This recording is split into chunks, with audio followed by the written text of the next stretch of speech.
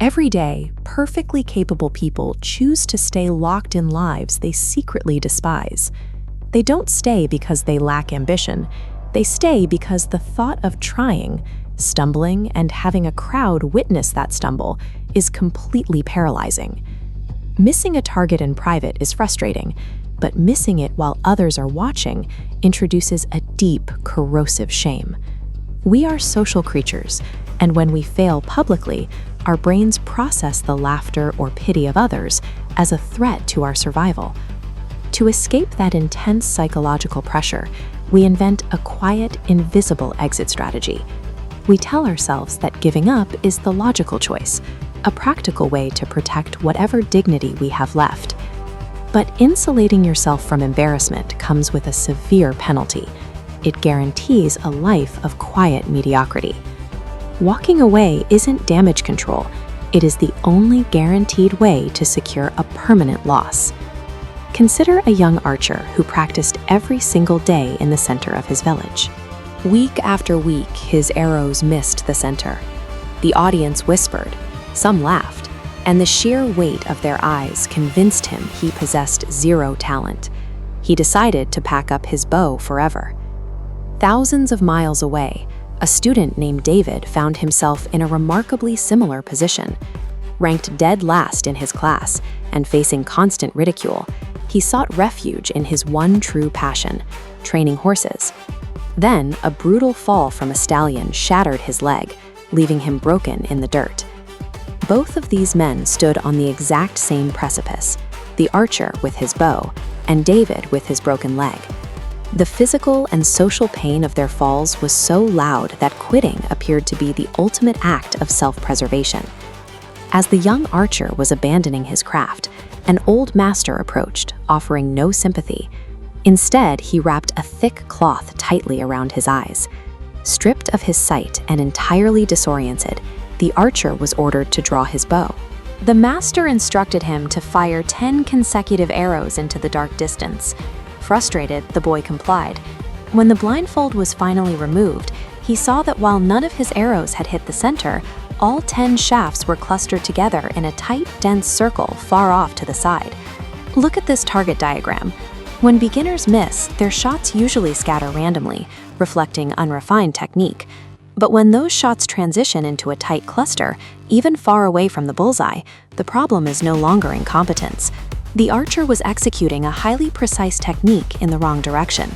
This is a concept known as grouped errors. Keeping our eyes on the board, notice how that bounding box isolates the misses. Those grouped errors act as a highly accurate data set. They remove the guesswork. By calculating the exact distance from the cluster to the center, the vector arrow shows us the specific physical shift required to solve the problem. The arrows weren't insulting him, they were talking to him. A miss does not reflect the worth of the person holding the bow. It provides an objective, mathematical roadmap for exactly how to calibrate the next shot. Extracting that data requires you to keep firing. And to keep firing, you need a tremendous amount of physical endurance. An old fable perfectly illustrates this mechanical persistence. Two frogs accidentally leap into a bucket of deep, slippery milk, far out of reach. After hours of thrashing against the smooth metal walls, the larger frog calculates the odds, accepts defeat, and sinks to the bottom. The smaller frog, however, refuses to process the math of his impending death. He thrashes and kicks wildly, hour after hour in the dark. He wasn't gaining any altitude, but the constant, violent agitation of his legs began to physically alter the liquid around him. Slowly, the milk churned and hardened into a solid block of butter, giving him the exact platform he needed to leap to safety. The smaller frog survived because persistent action changes the situation.